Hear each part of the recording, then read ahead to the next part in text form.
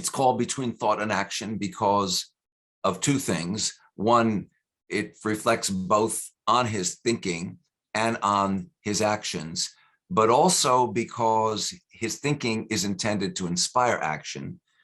And the movement that he inspired, called the Hizmet movement, is one in which we don't sit around, one doesn't sit around and philosophize, one doesn't sit around and theorize, one actually is out there.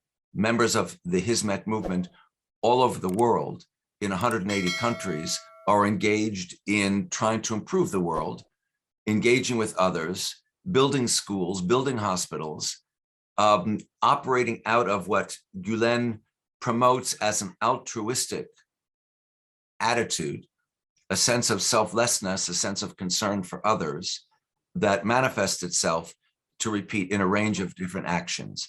So it's not just, as we say, as we Americans say, it's not just talking the talk, it's walking the walk.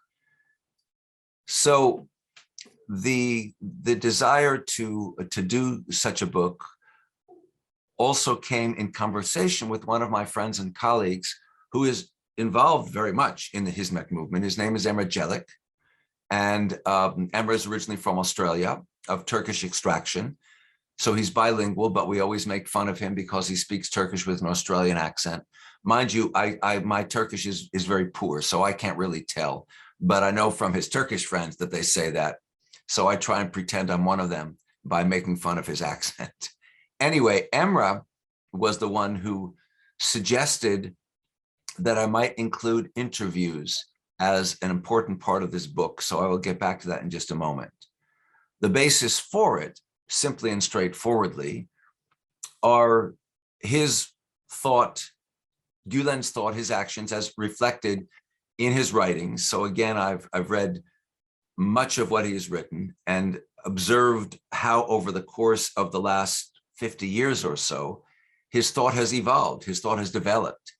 It has continued to become more universalistic, and his obsessive, passionate focus on dialogue has, if anything, if it's possible, increased over time, as opposed to always been the same or what have you.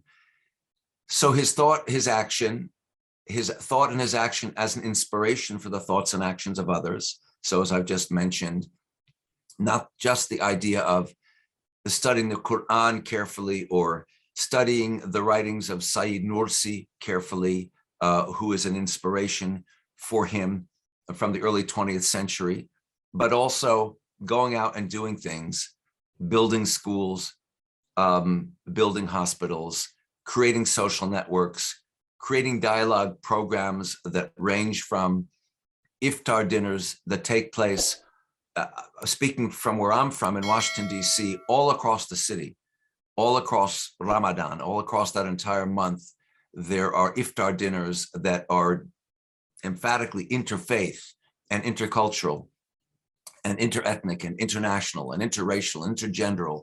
All kinds of people are invited to and join in these iftar dinners that are really just about celebrating, not just from a Muslim perspective, what iftar is in the context of Ramadan, the shifting from the mode of fast to the mode of eating and discoursing and discussing, but also how that's part of a larger human phenomenon, what we are as a species that engages many of us from many traditions under different circumstances in fasts, certainly in gatherings, in celebrations, and certainly celebrations and gatherings with food that come on the heels of a fast. That sort of action, programs that involve youth, performance programs, all sorts of activities are part and parcel of what the Hizmet movement, inspired by Gülen's teachings and preachings,